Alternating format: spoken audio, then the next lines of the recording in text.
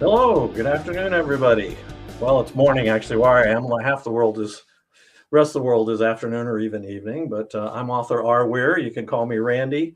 We're starting up today our first podcast, and I'll introduce my guest here in a few minutes. We're going to see how all this goes.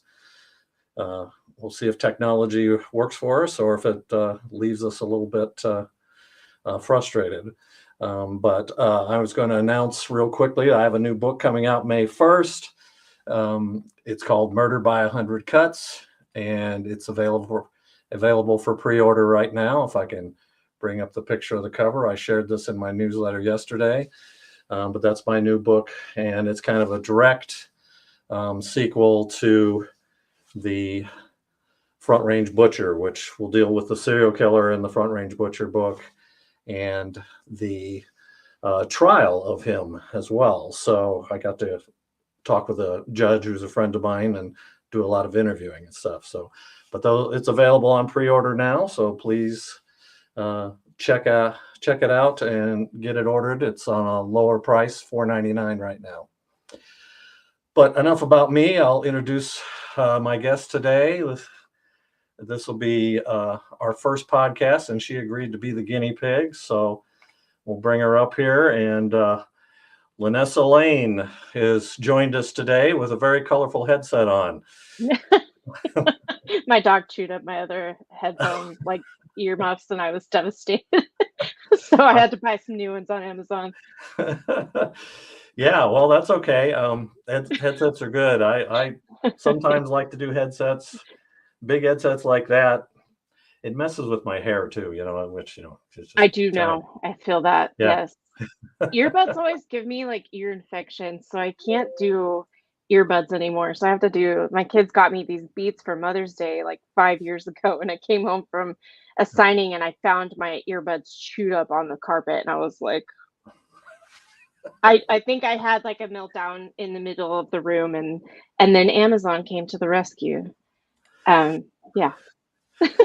Amazon comes to the rescue a lot, especially if you have the Prime. You can get some stuff the same day, which is Yeah, amazing. You never saves a even have lot to of leave money. your house to order stuff. Yeah, which was good because I had like tear streaks and stuff like that. It wouldn't have been, I was really upset. Yeah, I have in-the-ear ones as well, and they don't ever stay in my ear. I work in the yard with them all the time, and they're always Oh, falling out. I get them falling into water and in the mud when I'm doing yard work. And oh yeah, like you get sweaty, like mine will fall out whenever I'm gardening and stuff too. So do you just do yard work or do you garden as well? no, I do some gardening stuff too. Kim, my wife Kim, which she does some of that, and we've actually done some very expansive stuff. When we moved into this house 4 years ago, it was all grass, and our previous house had very little grass. So I had to mow a lot, and I'm getting a little old to mow all the time. So we gradually have been xeriscaping and adding plants. And the city of Westminster has a Oh, nice program where they give you a bunch of discount on removing sod with a fancy machine, and then they give you a bunch of free flowers as well. So we've been oh, transitioning the cool. front yard, we had a corner lot, so we had a huge area to mow, and it's now down to probably a quarter of what it was before. Now the rest of it's all xeriscape. We have a big pumpkin patch in the front that we grow every year, and the neighbor kids come to grab a pumpkin when they're done and all that. So Oh, that's so cool. Very I cool. hated mowing. I hate mowing as well. I really do. Last time decided I was going to do it for my son while he was away for summer, and I ran over a yellow jacket nest, and Ooh. yeah, I didn't even know. And 28 stings later, man, I was so swollen. It was a nightmare. So I was like, no, I'll just hire it. So you weren't allergic to them, at least, hopefully. Thank God, no, because That would have my been bad. yeah, we have like a split level yard. It's three different levels. We're on a hill, on a curve. And so I was in the top level and my husband was down in the bottom level, and he was weed eating and I was mowing, and he was like, I could hear you shrieking like bloody murder. And he's like, I never want to hear that as long as I live again. I'm like, I didn't even know. I just know that one minute I'm in the yard, next I'm in the house, like throwing my clothes off and crying. It was horrible. So yeah, I hire the mowing now, but I will garden. Make sure they sign a Yeah. waiver, right, in case they run over a hornet's nest again Yeah, or we got those taken care of, thank God. We hired a crazy guy who was like, "I think I could get that done." I'm like, Be careful." Yeah, yeah, we get them all over here. They build nests in the fence and in the windowsills, and I'm constantly out there spraying them all the time. They're I mean, I suppose everything in the planet has a place, but those are one things I could do with bees. I don't mind. They do a lot of good, they do a lot of right? pollen stuff, but Yes, I agree. The yellow others jackets, I no don't thanks. like. Mm-mm. So I guess you can tell us a little about yourself. You told us about the yard, where you live, your family, books, all that stuff. So, I'm a native of Texas, born and raised there, and then I met my husband, and he was a Navy guy before he retired about 7 years ago. So we floated around different places in Florida and stuff, and ended up in Alabama, and that's where we've been ever since. We live right outside Montgomery. We have 5 kids that we homeschool 3 of them. 2 of them are adults now, so the younger 3 are homeschooled, and yeah, Wow. we yeah, So you're the teacher? uh, we're both the teacher, and it helps that we buy them, like, student-led stuff, and then we're both like, "Hey, you get the math, I'll get the history, or I'll get the English, and you get the" yeah. So we kinda tag each other when they need help or, feel led to do some of the harder things. It was insane at first, but now we figured out a good rhythm. Well, you're a little younger than I am. We won't share age ranges here, but, they always talk about the new math and everything, and I'm always amazed what kids are doing in grades now that I may have not have done until I was in college or even late in high school. They're advanced stuff so much further along, and of course, you have to keep up with the rest of the world because the rest of the world do that and stuff.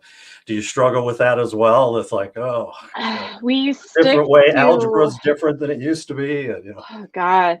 We stick to, like, what we learned in school, like, just, like, because my husband's like, "Look, math is math. You're gonna if you can get from point A to point B," and then he just takes them on and on and on because he had, like, all the advanced stuff for the military that he had to do, and so Yeah. he'll take them as far as they wanna go, and sometimes he's got them like, my ninth grader right now is doing 11th grade math, and then my 10th grader, she's, like, ready. She's like, "Just let me graduate already. I wanna go to college now," and so, so we'll take them as far as they wanna go, but thank God he still remembers all of the math stuff, because it is true. The stinking teachers were right. If you don't use it, you will lose it, and I still keep the fractions at least. We always told our teachers too, "Oh, I'll never use this in real Yes. life." Well, in your case, you would use it because 'cause you're helping teach your kids. So, yeah, Right. absolutely. Yeah. I was a little rusty at first. I'm like, oh God, this is hurting my brain. The most painful part, though, when we first began, was I would lose my voice by the end of the day because before they were in school all day and I was reading and writing. I didn't have to talk all day. I was just doing this. And so I Yeah. didn't realize how quiet my life was until we started homeschooling. And then, like 4 hours in, I'm like, we're gonna have to call it a day because I don't have a voice left from all the things, all the talking. And my heart goes out to every teacher out there. I Oof, it's a lot.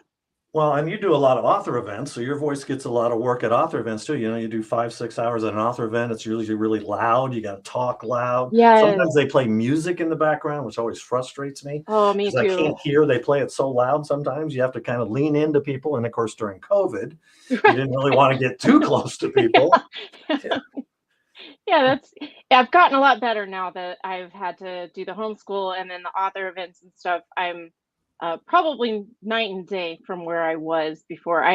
Before I started doing the author events, I was painfully shy. Like, blushed every time a checkout stand person was like asking me any kind of questions or anything, just basic stuff, because I just was not used to interaction. I didn't hate the lockdowns because I was already an introvert. And then it's like Yeah. my husband decided after everything opened back up, and I hit publish, that he was like, okay, sink or swim. Here you go. I signed you up for this. And I'm like, and it's been sink or swim ever since. And now I'm like, hey, hold on. I got this.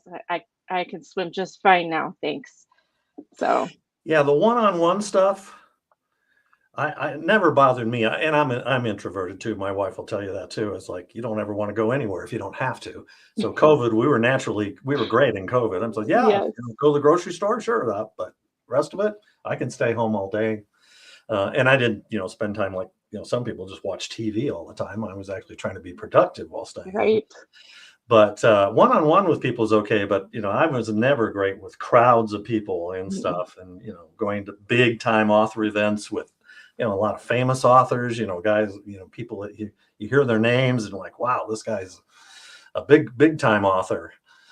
And It's yeah, funny because, like, at Silver Falchion, for example, I remember when, I think the first year I was there, they had called your name for it, and I was like, "God, like, does he even know that I exist?" And my husband's like, "Yeah, you're silly, you're friends with him on Facebook, don't you remember it?" I'm like, "Yeah, that's right, have we talked?" And he's like, "Yes, yes," and I'm like, I'm just so, like, it was such a, shocking thing to me to be around in that room with all of these people, and I think the Silver Falchion actually helped me for the first time ever see how human everyone was, and that nobody was going to be scary to you, even no matter how well, big they were, or and like the indies and the bigs were like treated all the same across the board, and I was just like, "Oh my gosh, like it's okay. I'm okay. I can talk to these people. They're not as scary as I thought. Like you're not scary." You I know? hope not. My No, but daughter like might not agree with you sometimes, but yeah, like so it's funny though that you say that because at one time you were scary to me. Like just it was you were just way up here to me and I just thought like wow, like how cool to be there and so now I'm talking to you and this is awesome. yeah, it was. Well, I know for me it was scary because the first year that I won, and the Silver Falchion for anyone out there is Killer Nashville Award for various categories, and you won last year, and I've won a couple of years for. But the first time I won, I wasn't even going to the event. Clay Stafford emailed me directly, and he goes, you're up for the award. And I says, well, I don't know that I can go. And my wife and I had a weekend planned that weekend. It was a kind of an anniversary getaway weekend. Oh, And um, he goes, well, I really think you should come. And I even remember when I gave the award, I says, I don't know whether you had a hint that I was going to win because he was really pushing me. You really should show up. You really should, and he's obviously he wants people to be there because you're giving away awards. You prefer the person to be there to give the award. So it's yeah. and that happens sometimes though. And I know I was totally surprised when he called my name, and I was like, wow, I'm glad I came. And I even said that in Right? the award. I was like, I'm glad we changed our plans and came to the event. So I got to come up there and give a speech, which is you got 100 and some people in there. And that Yes. event that year was almost canceled. He was thinking about canceling right because it was really still in the heart of COVID. And he decided, and we were wearing masks pretty much most of the time, except for when we're doing panels and things like that.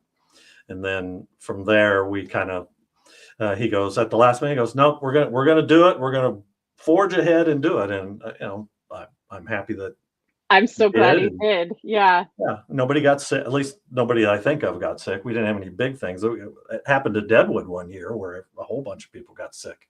What Yeah, year was that? I might have been there 2 too years that ago, year. because Kim Yes. got sick. Yes, I was there. I didn't get sick, but I remember a lot of people walking. I'm like, "Oh God, am I like just waiting for it to happen now?" Yep. Or yeah. Yeah, and Kim got it, but I didn't. We were in the motorhome together, and I don't know Oh how I wow. didn't get it. And I started to think, oh, I got superpowers, right? I'm immune to it. Oh And I no. got it 6 months later. So so, so much for that, right? So Right. so how long have you been writing, Lynessa? You I've been I was always a journaler, and I would write like little scenes or something in my journals and stuff. And then I remember in high school speech class, like for a hobby, the teacher was like, "We're gonna do writing to music, and we're gonna put a timer on. I'm gonna put a soundtrack on, and you just write whatever comes to your mind." And I never really saw myself as a writer until that class. Like we all finished. It was only 20 minutes. And I had this, other people had to go read their stories. And then I got up there and I read mine, and everybody was just like, dude, wow, like you wrote a story. And I'm like, wasn't that what we were supposed to do? Like, I guess I was just not on the same Detailed thread plot as and they were. everything, huh? Yeah, yeah. And I didn't realize like how I had never done that before, written to music or anything, or practiced that. Nobody had ever cultivated creative writing in me. So I didn't ever look at myself that way. And then so like whenever I decided I was tired of trying to find a certain something to read, um I was like, huh, I wonder if I should just turn on some music and try what I did back in the day in speech class. And I ended up with my series. So it worked. I could write a book or 10. And what was that series?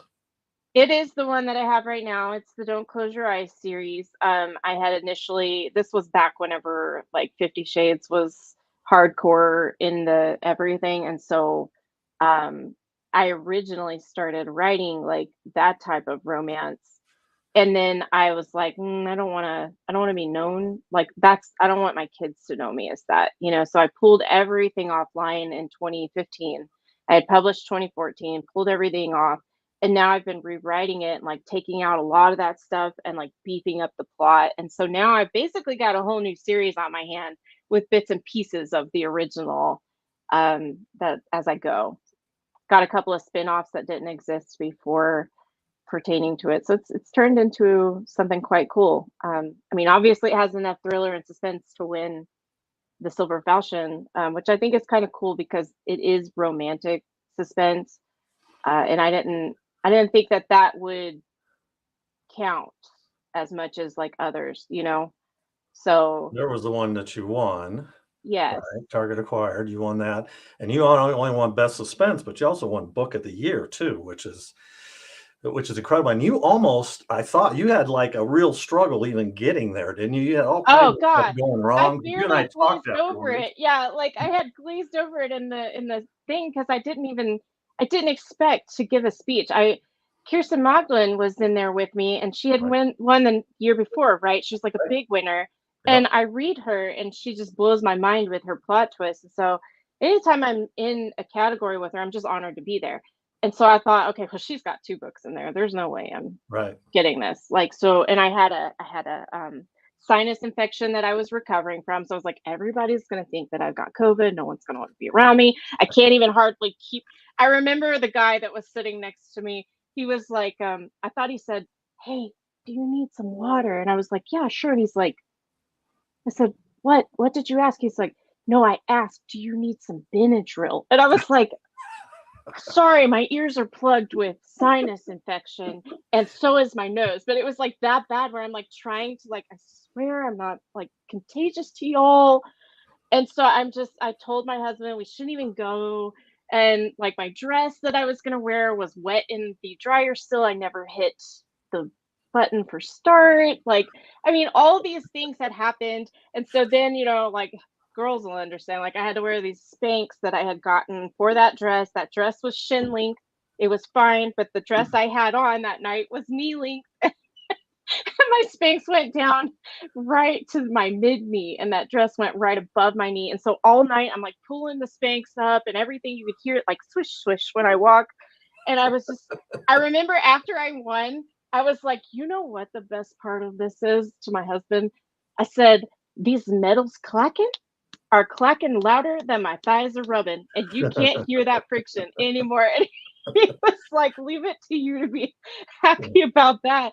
Yeah, it was just a comedy of errors like constantly. And I kept saying to him, we could just turn around. We could just turn around. I'm not gonna win. Kirsten's gonna win.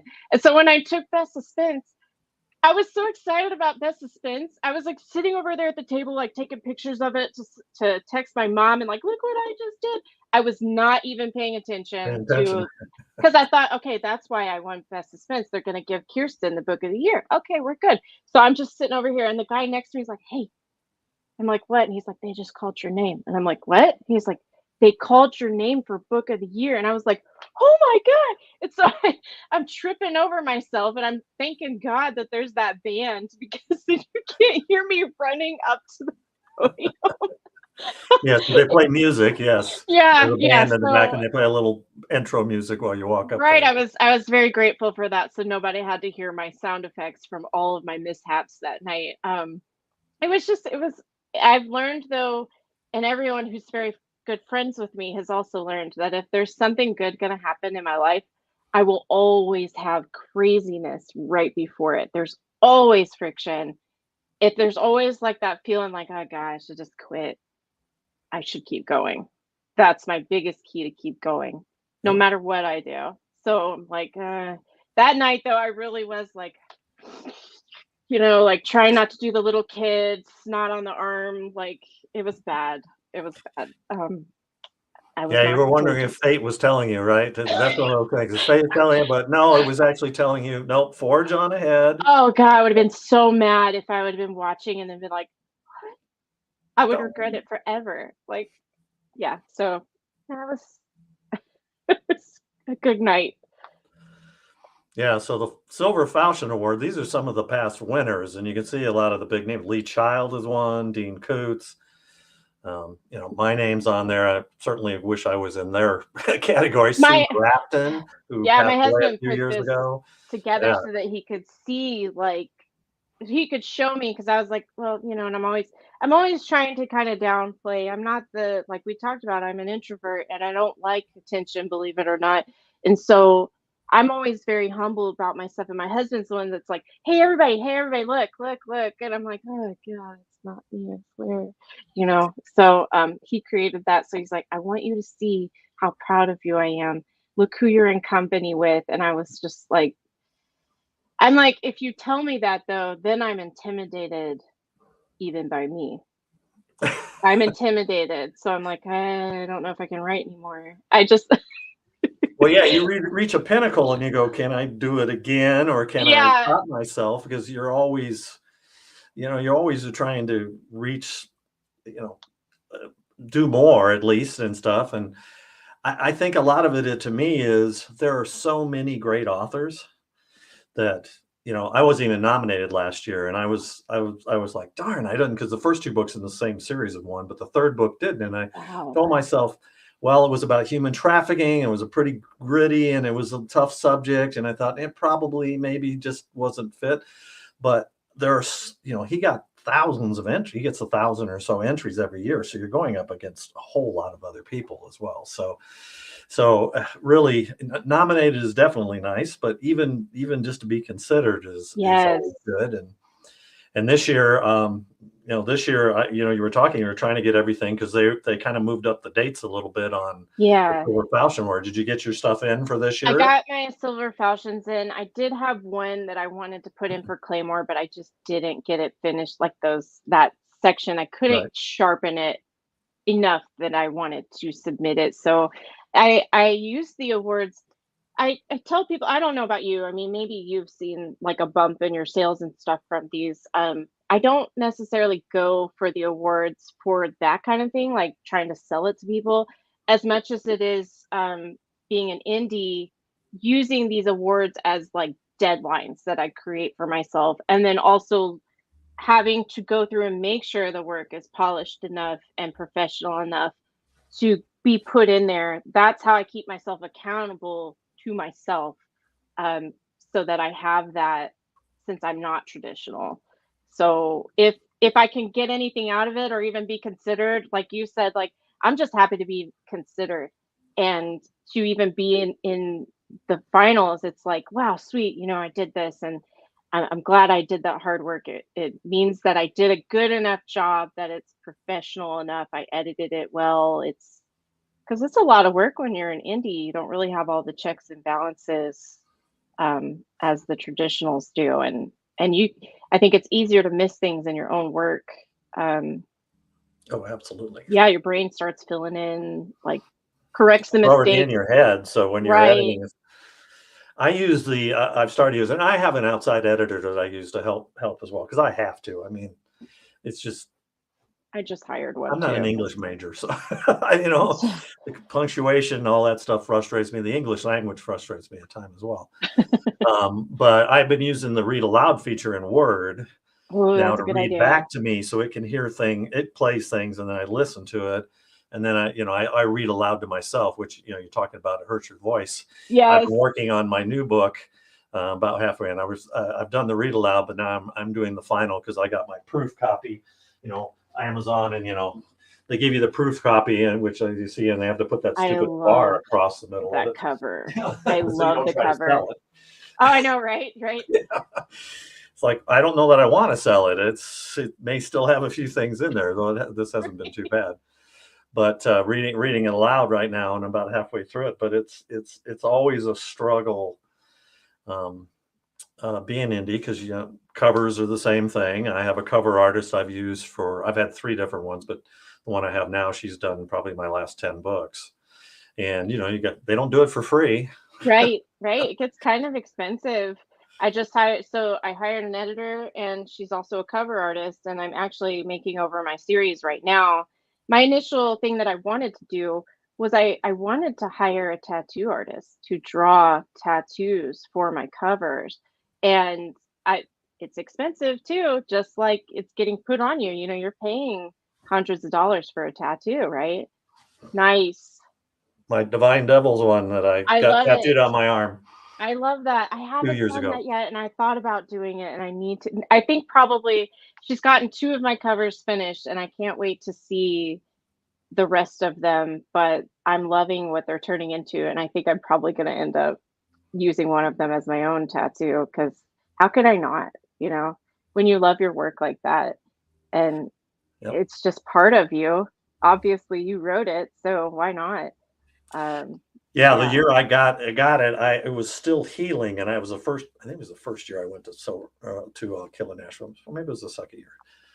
Um, and so I'd mentioned it to some people, and there was a marketing guy who was doing a presentation. And he said, "Can you come? I want you to stand up there and show people your tattoo.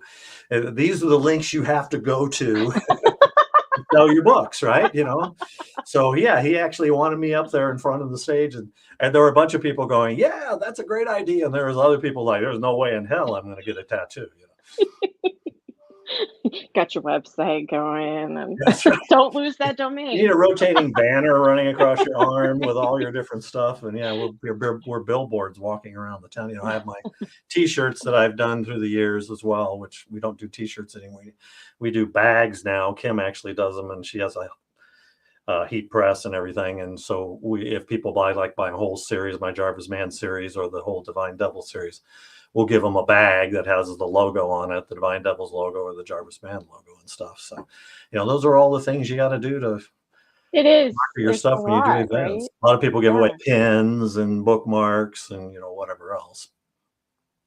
I kind of I'm started leaning away from the pins and the bookmarks myself, except for my bookmarks. I do have a bookmark that's got like the checklist on it for all of the books, that way you know which ones you've got in the series or not, or you can see the Oh, whole series. Yeah, yeah, because I'm like, oh, homework. that's a good idea. Okay. Because like I saw another author do that, and I immediately wanted to buy the books just because I had a checklist. How ridiculous is that? But that's like that straight A student in me that's like, oh, I have a list. Okay. So I did Yeah, it because I have this people year. coming up and they go, "I can't remember which books of mine I bought of yours," Yes. and because I have 10 books in one series and four in another, and See, and so I maybe go, "I you wish should I do could that. tell you, but I can't remember everybody who's bought books from me through the years and stuff." And so, and you've got like here's one of your tables. I got that off your social media, and I know you had with these shoe bookends or whatever that you were doing. You were Yeah, giving I away. still do them. I just haven't had a chance to lately. I have to have to get really specific on the wood that I use, and it's been not very good quality lately that I've been getting in. I've got to worry about knots and things whenever I'm working with it so they don't split. And I love them though, and it's my way of like Uh, I love high heels. I don't enjoy wearing them anymore. They hurt my feet, but I love to look at them. And so I thought, I've got all these high heels from over the years. Why don't I just make them something useful? And then I started selling them. And it's also my way to buy like ridiculous, like stripper heels or, drag queen heels, and not break my neck or anything. And you get to look at them and they're awesome. So So anytime do you someone actually buys make vinyl those too, yourself? I do. I go to Yeah. thrift shops and I rescue them. I refurbish them and fix them where they need it, and then I build the boards and paint everything and do like effects on the with the paint, and just it's my side hobby, and it's what my readers get whenever they buy a whole series. They get to pick a set of bookends if I have them available. So, Oh, um, wow. yeah. No, it's okay. Are they pretty heavy?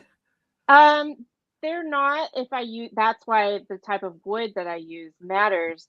They're not that heavy. I just it got awkward trying to figure out, okay, I've got to bag these somehow so that people aren't walking around like with this awkward. Right. So yeah, finding bags that were strong enough or like the handles wouldn't rip. So I found these plastic totes that are pretty good and they were pretty cheap on Amazon and they're clear so people could see what's inside them. And that was the only awkward thing. That and I will say that transporting them to the shows I go to, sometimes if we take my husband's car, I have to leave the bookends at home because there's just not enough room for all of it. So there's no easy solution other than maybe if I were to get one of those wagons and just throw them all in the wagon, which maybe now that I'm saying that, maybe I should do that. Well, they've got those nice collapsible ones. That's what we got for our events because we used to have a dog cart, and that was kind of a pain, especially when I do events in wintertime. Sometimes there's snow on the ground Ooh, here in Colorado.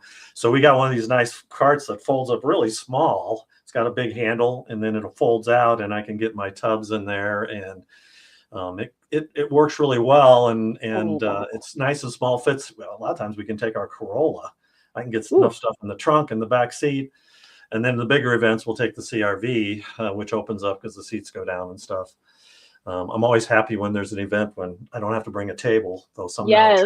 charging for tables and stuff. And we have our own chairs too, because the chairs, if I do long craft fairs, I have a nice big director's type chair that I can sit up Ooh, into, which is easier for me than those really short fold up chairs, which usually have no padding in them and stuff. So on those events that are really slow, and yeah, yeah. I'm sitting all day and I'm going, oh, what time is it? And all that. And then of course you get the really busy ones where you're always on your feet all day long and your feet are really sore afterwards. So I like your idea. The director's chair is a good idea because I don't like sitting so low. So I always just yeah, stand the whole time because yeah. I just hate to be like, I feel like if I were in a director's chair, at least I'd still be at a level that everybody could still see me.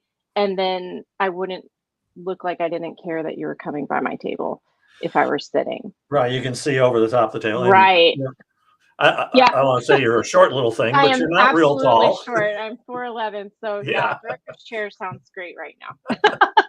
Yeah. Yeah, well, good old Amazon. That's where you can find them, and they fold up nice, and they've got a bag that you can fold up in that I bought and everything. So maybe I'll have to send you the link if it's still available out there these days. Kim's got one that she has. Hers is lower. I have to sit up because I have a couple screws in my knee from a Ooh, motorcycle accident years ago. And for me, I'm better off. Like I have a sit to stand. I'm at my sit to stand desk right now.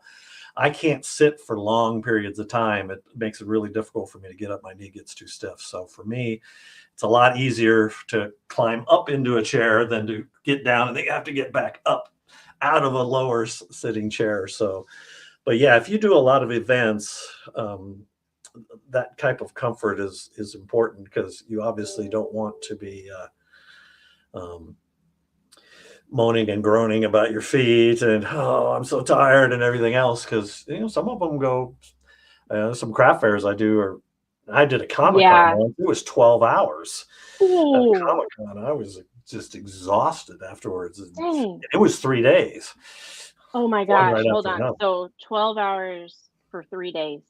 Like, that is intense. That is a Yeah, long time. Did and you do well? no, not as good as I'd liked. It was a Ah, fun event to do because everybody's in costume. We took tons of pictures and stuff, which I have on my website and stuff from the events. I've actually done a couple of Comic Cons. I've been trying to get to the one into the one here in Denver, but they actually accepted me one year, but it conflicted with Wild Deadwood Read, so I ah, couldn't go to it. And bummer. of course, I'm off the list now, and now I can't get back in again. But they're really expensive. But I don't know if my books work as well as a Comic-Con, if I was more like Same. fantasy I and stuff. wish. Yeah, like I wish so bad. Like people ask me if I'll do a con. I'm like, I don't think I fit. I would love to, and I don't know if I've never tried my hand at writing anything that could probably qualify in a Comic Con. Just a second. Nope. On an interview. Go on. Bye. I'm in the middle of an interview. Go. Sorry. That's okay. Sorry. Um, so yeah, I would love to do them because I like you. I love the atmosphere. I love going to Comic Cons, and I'm a people watcher though, so I love to just watch all the characters basically that come to Comic Cons. But Well, you got to yeah, do a murder at a Comic-Con or something in a book. I mean, I've seen a couple TV shows have done stuff like that, so it's like one of ooh, those, good you can always point. think about that idea because everybody's kind of in disguise. So, My mind immediately goes to Psych.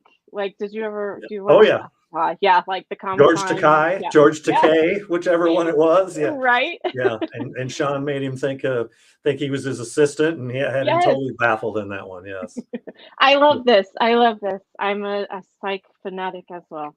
Oh yeah, that's one of my favorite shows. I got all the DVDs and all that, and that kind of humor. I've always wanted to kind of write that type of humor into a book. And my Jarvis Man series has got a little. He's a snarky banter guy, but not quite as kind of the silly humor like they have. Like it takes them 15 times to turn a car around. With Gus driving. Those type of things. That kind of silliness and stuff. And I've always wanted to maybe try to write that book, but I always figure I don't know. It seems like a lot of humor is so visual. It's like, how do you do that in a Yes. book? Humor is so hard to write, I think. Yeah. Whenever I come across anybody who writes like romantic comedy or just comedy in general, I have a hard time like how it's for me though, it's almost like well, writing for children. I can't do that either for some reason. Like I but I am in awe of anybody who can pull those off well enough that people are laughing while they're reading. I wish because I love that kind of stuff, obviously, psych Right. and like yeah, I love comedy, but I don't know if I could write it. My mind is just too dark when I sit down to write. So Yeah. So you mentioned you have a book series. Do you yeah. have one book series or do you have a couple different books? I have one series right now, and then I've got a couple of little like standalones, but they're just like novellas or short stories, they're not linked. And then I have a couple of standalones in my series. They're the spin-offs. But right now, So is because this the of series right here? that is the series, Yeah. yeah. So it's almost like it's personal to me. I've got to after everything that I wrote back in 2014, 2015, which not knocking anybody who writes that, it's just not for me. So now it's like I feel like I've got to finish this series just so that it's cleaned up and it's exactly what I have in my head, and then I can just shift it over here and it'll be my opus, the thing that I wrote that got me in, and then now I'm free to write whatever I want to. But those characters are just it's hard to get those characters to shut up so that I can write other things. I know it isn't it funny listening to writers sometimes they always sound so insane. Yep. And it's like we have schizophrenia or something going on. But yeah, so that's the challenge. And I think that's also why I didn't get my Claymore submission in time. I think who knows? Maybe next year I could put what I wanted to submit for Claymore into the Silver Falchions if I'm disciplined enough. But it'll probably be ready for Claymore next year. There's always next year. There's Yeah. always another year, right? And if you want to give it the best you have. I mean, I put the Divine Devils in for a Claymore Award before it was done, and I was not even nominated. And I got some feedback on it, and I actually won the next year. So Wow. I was really surprised. So it wasn't good enough for Claymore, but I probably didn't have it as To even sharp get yet at that feedback point. is that's awesome that I love that. Like it's all about cultivation and like trying to draw out the best writer in you, and the fact that they were willing to give feedback and stuff even if it didn't make the cuts. Like that's awesome. Constructive. Give me constructive any day. Yeah, I think they charge now for the feedback. I don't remember it being an extra charge before, but now you can just put it in without feedback or with feedback. Maybe I paid for it. I don't remember. It was too long ago. Too many brain cells have burned up since then. So, how many more books do you envision in your series then? Because it looks like it was Um, 8, right? Right now. yeah, it's 8 right now. Originally it was 10, but back then because they were all ebooks, I didn't have to worry about word count. Now that they're paperbacks too, I'm like, I should probably cut that one down a little bit. Yeah. So it's probably going to end up 12 books to compensate, but yeah. And then the couple of spin-offs, and if they'll really stop talking to me, then I have like 4 standalones waiting off the side that have nothing to do with my series. Mhm. Got all this whole list of cool titles that I think about, and I'll just write them down in my like want to write one day if brain will let me, if I can force brain into this. I'm a pantser, so it's almost like the way that I get over writer's block is to say I'm going to write this right now, and then my brain's, oh yeah, yeah, that's funny, let's do this instead. And then all of a sudden I'm off and writing again, but I'm not writing what I want to write, I'm writing what my brain tells me, but at least I'm writing. So I'm trying really hard to, whenever I participate in anthologies, I feel like that's when I get like my most friction, because then I have to abide by the parameters set by the anthology holder, like Yeah. the god. And I'm like, oh god, I can do this, I can do this, I want to do this, but I can do this. And yeah, so those are my most difficult, but I'm trying to participate in those more, also to exercise my brain, because I feel like if I at least try, maybe I can train, and then maybe training will turn into a habit. I don't know. It could be wishful. Well, and I'm a pantser too, and you talk about characters. My characters talk to me as well, and sometimes, I always have a lot of times start with a title. Sometimes I stop with a basic premise, and there's a few times I've written the ending before I've written the rest of it. Sometimes my head gets ahead of everything, and I'm going, okay, this is the way it's going to end, and then I might have to change things in the middle or something. But yeah, a lot of times the characters will tell me, and I think it's going to go that way, and it actually goes this way instead. I mean, it doesn't always turn out the way I expected when I first start. So yes, they kind of take control, and like you said, it's a little bit of schizophrenia sometimes when they're talking to you. But we had this. I was on a panel last year at Killing Nashville, and panels are fun to do. There's another thing about getting over your fear of Oh, doing panels and stuff. But I enjoyed doing, and I actually got to lead a panel last year too, which was oh a whole lot of wow. fun, letting other people. Clay said, "Oh, I think it'll be great for you. Go ahead and do it." And I was a little nervous, but talked to people, and afterwards, I had a lot of people come up to me and go, "Oh, you did a great job. That was the best panel that I heard," because I kind of kept control. I let the authors talk, and I kind of interviewed them a little bit and asked them questions and let them kind of carry on, and just made sure. But I was on a panel where we're talking about whether we're pantser or if you're a plotter, and I'm blanking on the gentleman's name next to me. And I told him, I says, well, being a pantser is probably more difficult than being a plotter. He goes, not necessarily. He says, I'm a plotter. And sometimes I wish I was a pantser, because, I've got this really strict plot I've already written, and I got to kind of follow all the parameters. Whereas a pantser, you really don't. That plot just kind of goes where it goes as you're writing it. And is that how you feel like it works for you a lot of times? Yeah, absolutely. Like, I have like a cork board with note cards on it of things I hope will happen or Right. ideas that I think are cool. But usually it's funny whenever I go back to that cork board after I'm done. It's funny the things I look at and I'm like, yeah, that didn't happen. Neither did that. But then most of the time I have something way better, and I'm a lot of times left in awe of some of the things that I come up with, or like phrases I come up with, and I'm like, where was that hidden in my brain? Like that's kind of cool. Um yeah, like just things like I don't think that way, but my brain apparently does. Like day to day, Lenny, she doesn't speak that way, but then like the character will say something and I'll go back and I'll read. I'm like, oh, I like that phrase. I always like have phrases. Do you ever do that when you're reading? Like I'm like, ooh, I like this phrase. This is cool. Or Well, or my like editor will put alliteration. notes in. Sometimes she'll go, "Oh, that I really like. That's great. I like that little phrase when she's doing the editing and stuff. But yeah, occasionally you'll go back and read it, and you'll even chuckle to yourself. Yeah, yeah, I do. I'm I mean, like, my oh, daughter's always telling me all the time I'm not that funny, and I keep telling her that I have the proof here. It's in my books. right. Yeah, just read them. It's She right says, "I've there. heard all your jokes, though." So Yeah. Yeah, those are just dad jokes to her. that's right. Yeah. So you're talking about anthology, and I know you've got this one here, which is Yes. anthology you were talking about. So how was it working on that?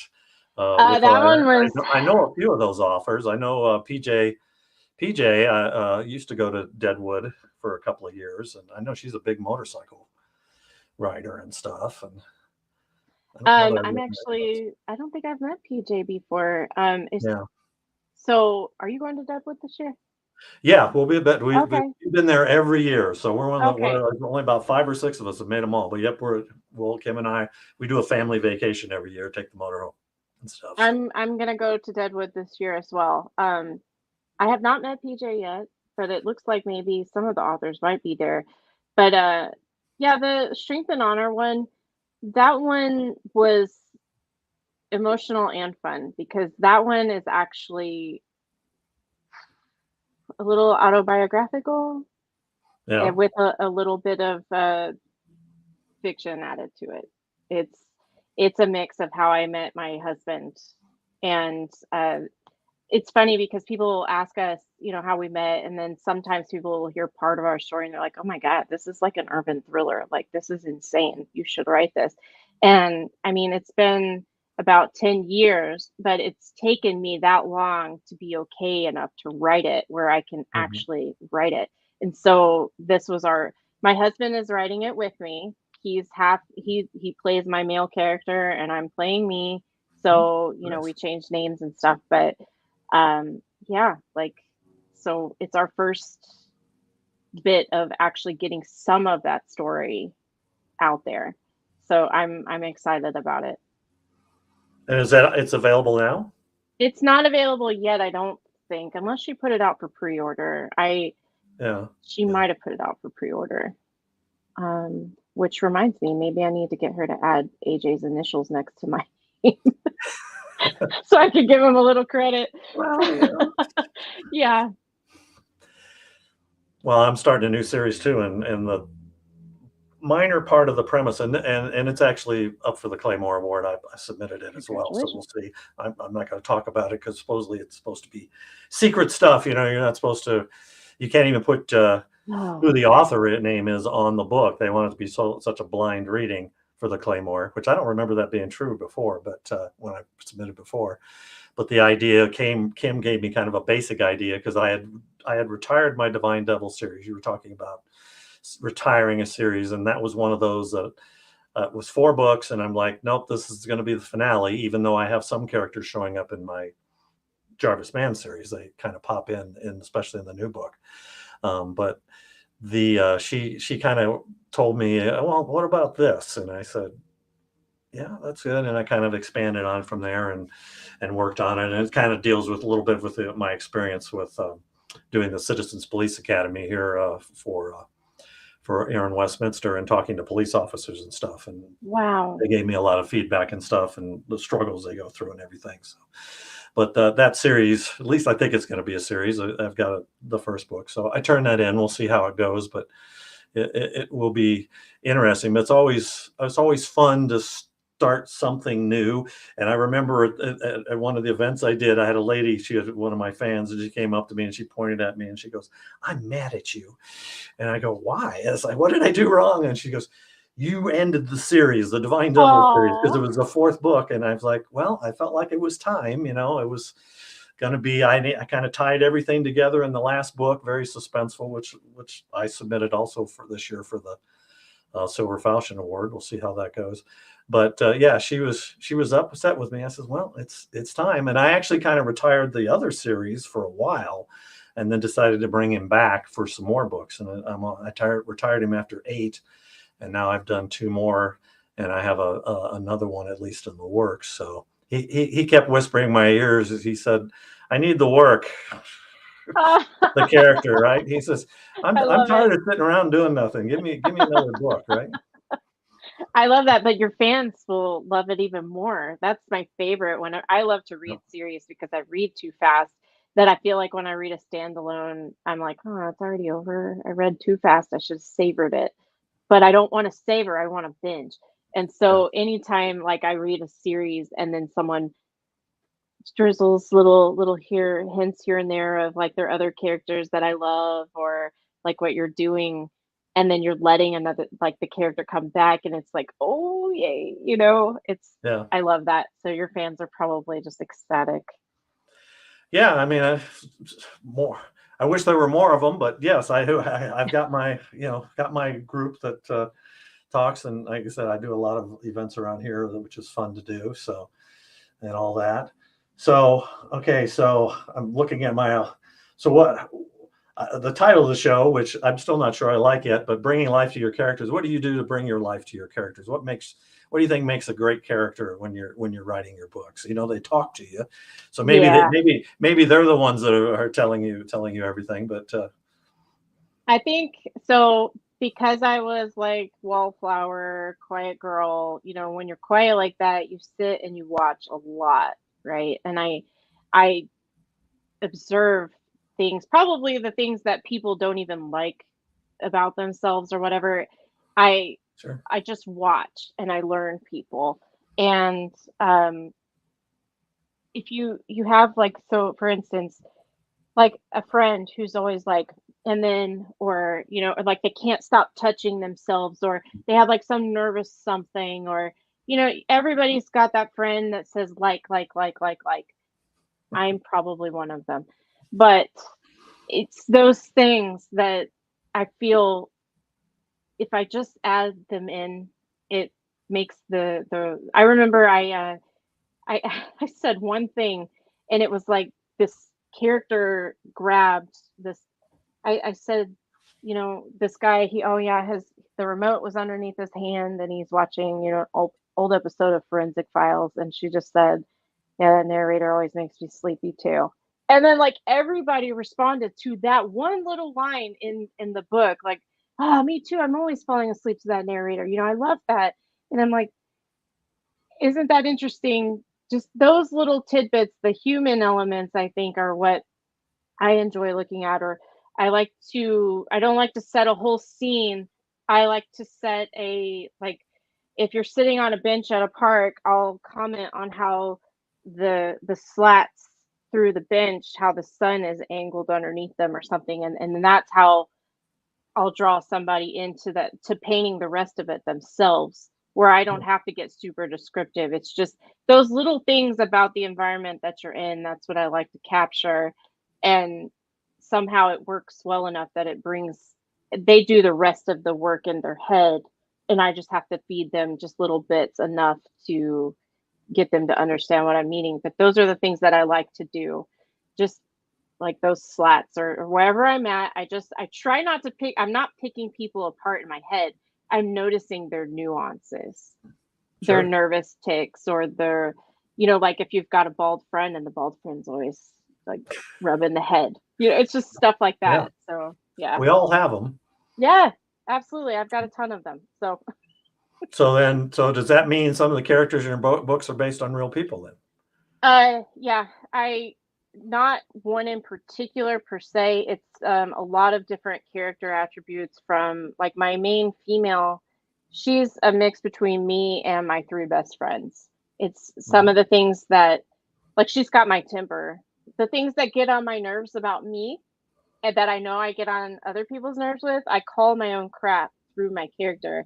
Mhm. And things that she has to learn the hard way, it's like, yeah, that's what I had to learn the hard way. So you're going to go through this with me. And it's cringy, but it is my way to call my crap that my friends will understand. Like, oh, she does know that gets on our nerves, or we hated that she did that, or that was a dumb decision. Yeah. But then, like, she's a runner, and I have a friend who is a sprinter that I greatly admire. And so I took that and I put her in there. And so she's got that dedication of my sprinter friend with my stupidity and temper. And then like other little nuances from a couple of my other friends. I just combined them all and made this girl. I don't even know if my friends know that, But I pick and choose.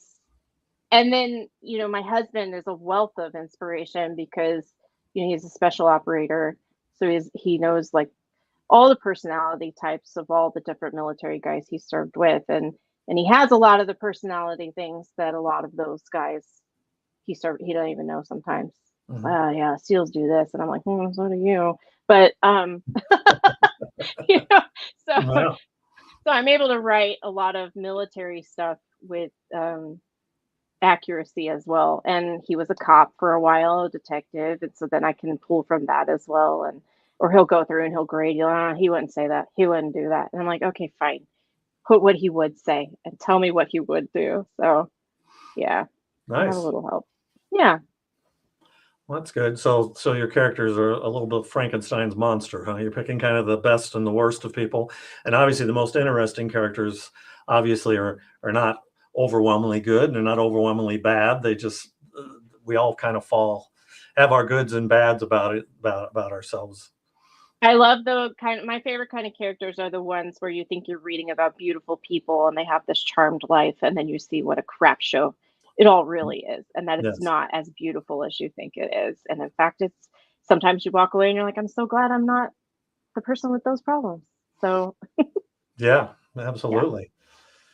Okay, so and you mentioned about okay, so you've got these the stories about real events. So you talk about the anthology. That was kind of real events. What advice do you like to give to authors as well? Any sage wisdom you give to people now that you're a Silver Falchion Award winner?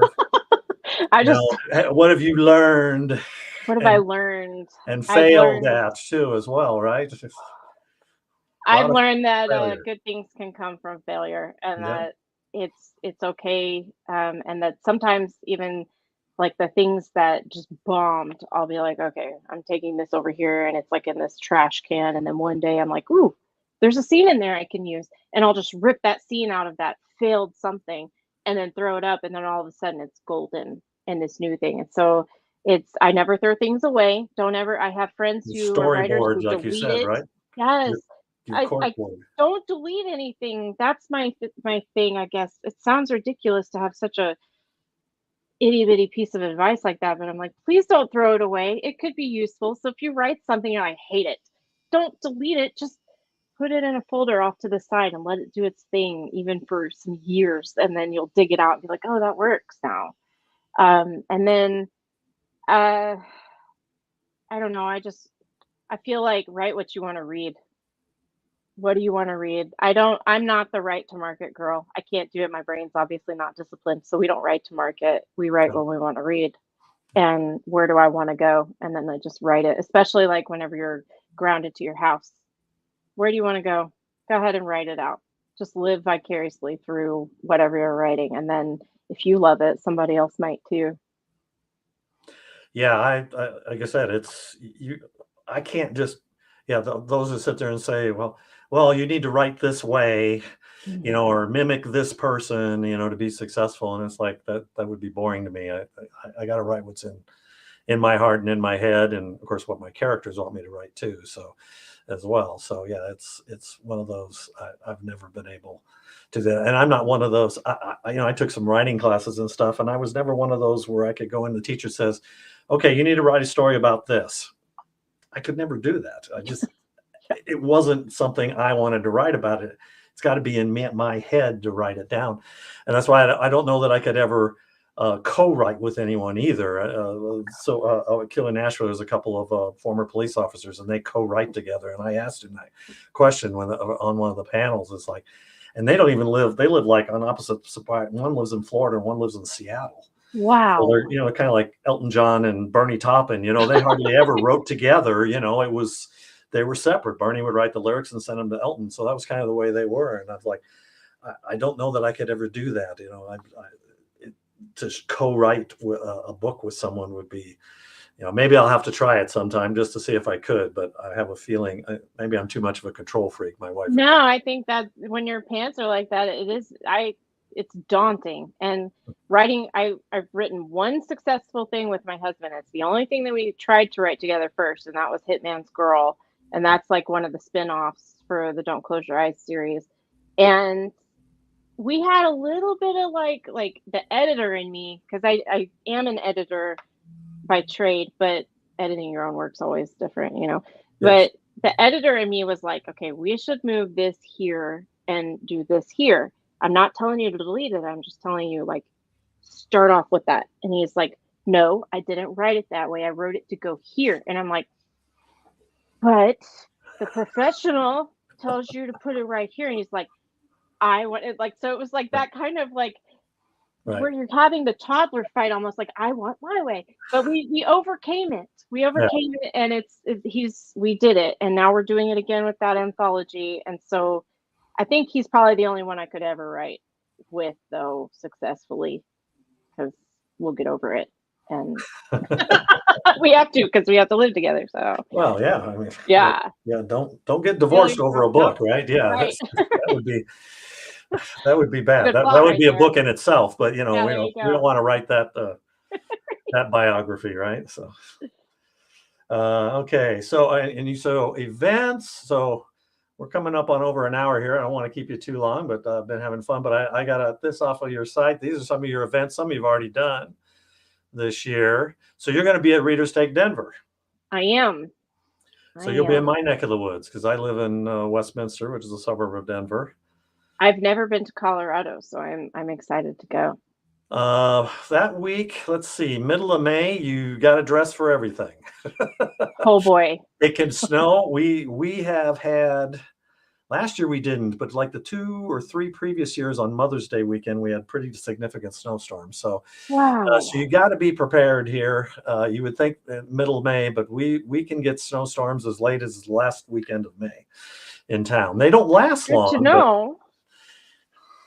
I'm But so glad we had this conversation, because you're right. I didn't even think, what am I going to wear? What do I pack?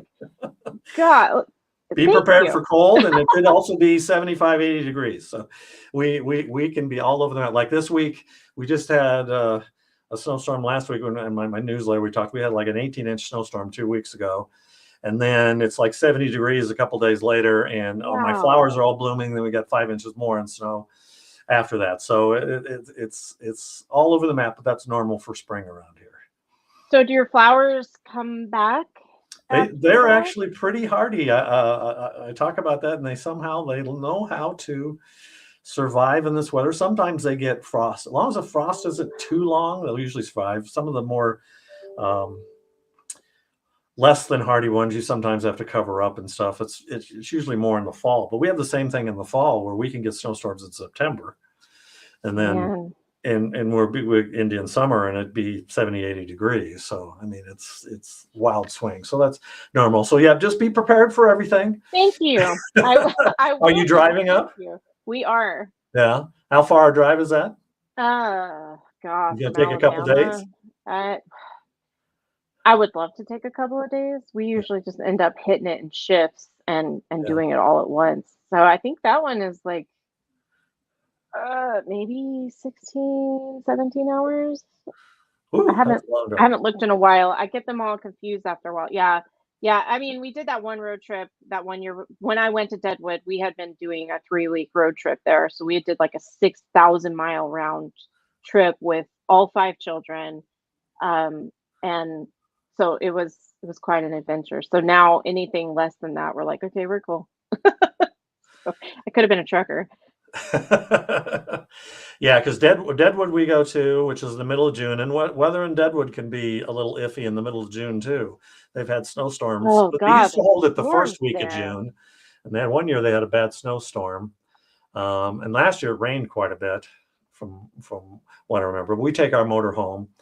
And we make a vacation out of it. And then you go into Killer Nashville, which is in August in Nashville, which is hot and humid, though you're from Alabama, so hot and humid doesn't probably bother you any. But Colorado, it's very dry.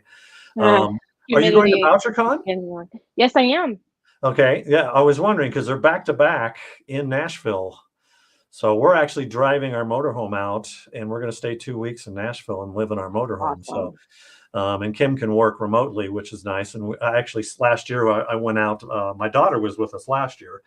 We gave her a chance to come to Nashville. So we flew out last year, and we actually were scouting campgrounds looking for good internet connections, and we found one really close. to the Gaylord, which is where PoucherCon's being held. So it was a little pricey for us to stay at the Gaylord. So we decided, no, we'll drive the motorhome out and we'll stay for 2 weeks. So and see how it goes. But that's a 2-day drive for us. That's too far to drive in the motorhome in one day because it's over 1,000 miles. So yeah, so good. So we'll see you at BoucherCon too. And I have no idea. I've never been to BoucherCon before. Have you ever been? I haven't either. Because they hold it all over the country. Yeah, I think what was it? Last year was in New Orleans, or next year's in New Orleans, something like New that. Orleans. I think they were in Minnesota last year, if I remember right. Okay, then I think next year. And they've done San Diego and and all that as well. So good. So all right. So I know we've got here. Let me find everything here. I got to go to. Still learning the software here, but so this is Lynessa's website here, LynessaLayne.com. And then she also has, you also do some of your own events as well. I do. Tropicon Book Expo and Writing Convention. We did our inaugural one in February in St. Augustine, and it went very, very well. And we had requests to do not just another one in St. Augustine, but to try and take it across the country. So we've also got Branson, Missouri now booked for Mother's Day weekend next year, 2025. If you're an author interested, sign up. And then same with St. Augustine.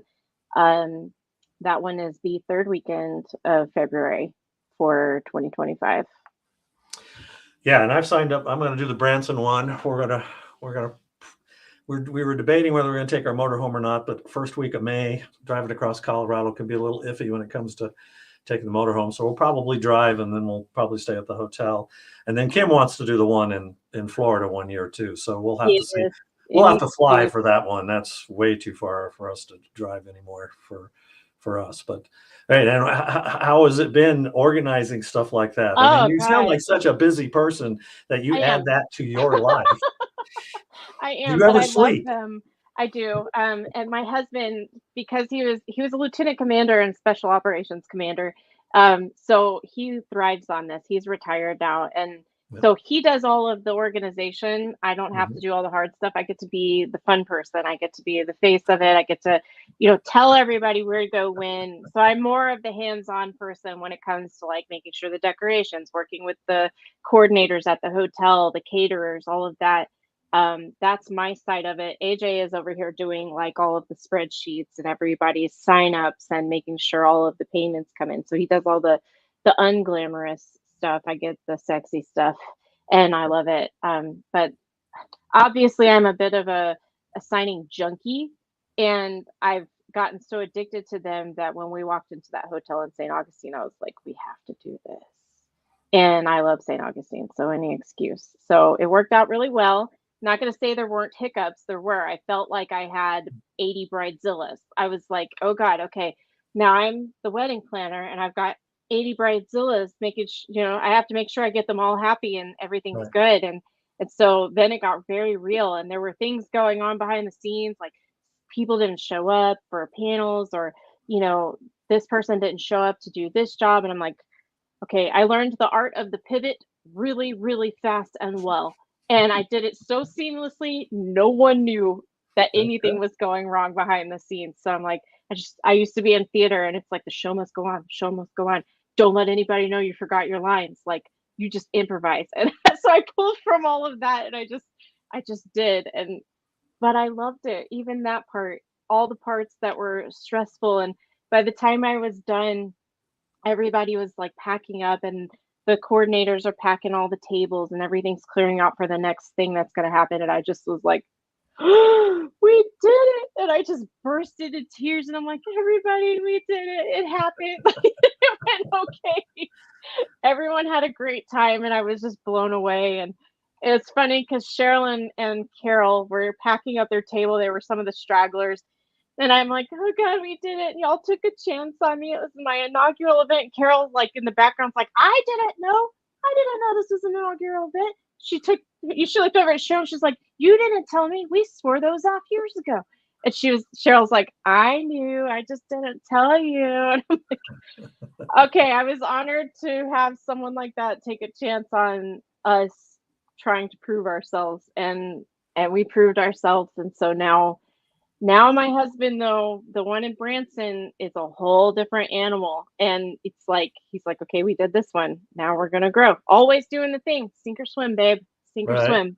Yep. And so I'm excited though. That one is gonna be really cool. Yeah, I mean, my brother-in-law, he was saying they went to Branson, and he said there's so many things to do there. So we'll have to see how long we're gonna end up staying, or if we'll That's our do an goal all extra the day or time. something to see the sights. Exactly. That way, my goal is like, because we drive so far to all these shows, right? Yeah, And our family makes them a vacation like you do. yeah, And, but it's not cheap doing all of them. And so it's like some of them I'll drive to, and it's like the only thing to do there was the event we went to. And so I was like, no, Tropicon. I always want Tropicon to be in a touristy type of destination where families can make plans, and maybe they want to, when they leave the hotel, if they're staying for the weekend, okay, well, yeah, the convention's tomorrow, but you can go out of the hotel and you can go find something to do as a family or whatever. And it's not just the convention that's there for you to yeah. do. So yeah, Well, if you have time when you're in Denver, you'll have to maybe give us a holler. I I'd don't love to. remember what we got going that week. I'm not doing I did it last year, the first year. The thriller stuff wasn't very good that first year. She You're says not the only one to say that. she's improving it, and she's got LT Lorian, who's a pretty big name thriller author, and they're trying to build it more. I went ahead and put in for next year's. It was downtown last year too, which I'm glad they moved out here because of the Gaylord out by the airport. Okay, So it so was a little more Pleasanton then. room. Okay. Parking was a nightmare last year downtown. Just finding places to park and stuff downtown is always so. We'll have to see. I know Kristen was at that one as well Yes. Yes. So last she year, and I said know the same as you she didn't with do as the well either. thriller. There's a few other authors, pretty well-known authors that didn't do as well. I think I sold like 5 books or something like that. It wasn't great. What? The romance was huge. The romance authors, they had just crowds of people, and they were in a separate section from the thriller ones. So hopefully it'll be interesting to see. I definitely want to pick your brain and see how it goes. But I know she's trying to grow that in and get people. But the people that came there were coming from all over the country. I mean, I was asking people, where'd you come from? And, it was like New York. And I think somebody came Wow. from Alaska. And I mean, it was just incredibly. And for a first time event, I was amazed at so many people, but there were so many big name romance authors, and I don't know romance authors per se. They told me, "Oh, did you know she was here?" And I'm like, "I don't know that romance author. It's not a genre I follow."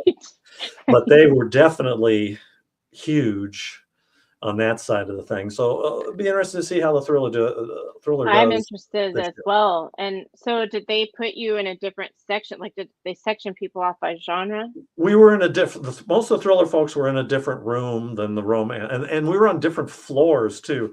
So like Oh the wow. hotel had 2 different towers, and a lot of stuff was held over in one tower, and stuff was another, and you had to wait for elevators, and it was Mhm. definitely a bit of a struggle. I think at the Gaylord out there it'll be better because I'm assuming it'll be on one floor. I think, because they usually have large convention areas and stuff.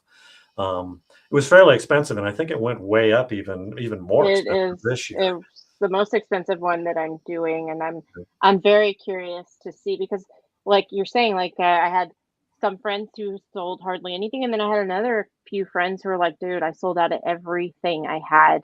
It was, and so I have no idea how many books to bring. I don't know what to expect. I Right. don't.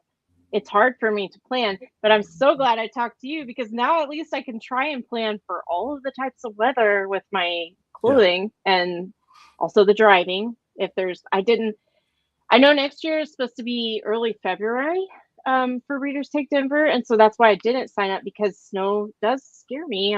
That's I'm a different. Southern girl, Yeah. and driving in snow is a little terrifying to me. So yeah, Yeah. Yeah, that one, because that was when it was, the first year it was in late March, I think, and the weather nice. actually was good. But that's the thing, you just don't know what you're gonna get that time. And even February can be all over the map. We can get 70-degree days in February here in Wow. Colorado. I mean, it just you just never know. So yeah, be prepared. Bring your sunscreen. If you're fair skinned, bring your I sunscreen because you're I at that am altitude. You can get fried really quickly. probably start sparkling. Twilight vampire. Thank you. Yeah. Well, and I'm fair skinned too. And it's like, I've got spots. I even had a little skin cancer on my nose that had to be treated a few years back. So I'm diligent, trying to be diligent, putting sunscreen all over me anymore these days. So it's constant battle of being at 5,200 feet. And then if you go up into the mountains, it's, you can be 7,000 or 8,000 feet up there. So even more. Wow. Do you know the elevation by chance of where Readers Take Denver is? Well, it'll be Denver, so it's going to be about 5,200 feet. Okay. So, and as I say, drink a lot of water. I start getting elevation sickness at Yes. about 6,700 feet. I found out on that road trip we took. Yeah. So that's why I'm like, drink a lot of water, and that can happen. And I mean, you can even get it at this altitude if you're not used to it and stuff. And you do get winded a lot easier because there isn't as much oxygen. So going up and down stairs and stuff. I've lived here, for 40 some years now, so I'm mostly used to it. But as I say, it's a dry heat out here. But it's also the dry heat. Yep. But it's also less oxygen also at the same time and stuff. But that's why a lot of athletes train out here. So go to dealing with the altitude to build that lung strength. Smart. Up. Yeah. So, okay. Well, we've gone a little more than an hour, about an hour and 20 minutes, but enjoyed talking with you, seeing you again. Thank you. And maybe we'll try to get together for maybe dinner if have time, depending on how busy you are. But I'll definitely want to pick your brain on how the Readers Take Denver. And if we don't get a chance, we'll see you in Deadwood for sure. How many days are you staying in Deadwood? Are you just coming up for the event, or? I think we're just playing it by ear. Yeah. I got my mother-in-law now. She's got Alzheimer's with dementia, and she lives with us. So we've always got to kind of revolve things around her. So that's why I didn't do signings for a little while there, because we didn't know how to do things. But now we've gotten a little bit figured out. But the long road trips, those are a little trickier. So Deadwood, that's a long trip. So. Yeah, it is. It is. So. Yeah. So, but yes, we'll see you there because we come up on the Thursday and we don't leave till the following Friday, I think, or following Thursday. I think we stay a whole week. We just see all the Deadwoods, I love it up there. There's lots we go to Sturgis, which, Sturgis, if you've ever been to Sturgis, it's a sleepy little town. When it isn't rally time. I know. I went through there and I was like, wow, this is Sturgis? Yep. Not what I was expecting. They actually have 4 different rallies too. It's not even just a motorcycle rally. They have a vet rally and a couple of others, scooter rally. But yeah, the motorcycle one, somehow they put 700,000-800,000 people into that little town. And I'm like, talking about, not being around that many people. I was like, claustrophobia, right? It's like, oh my God, feel like you get crushed inside there. But but thanks again for being a guinea pig for the first show. I think it went well. Me too. It's my pleasure. Thank you. Talking with you. And we will see you down the road at events. But Lynessa Layne, let's put her up here again. There's her website again so everybody can see it. Check out her books. Do you have a newsletter you put out too? I do. Right now it's quarterly because I'm busy. Yeah, I'm working on getting back to monthly. So quarterly newsletter comes out this Friday. Well, that's it. Check out her stuff. Thanks again, Lynessa. Thank you. You have a wonderful rest of your week. Thanks, you too. Bye.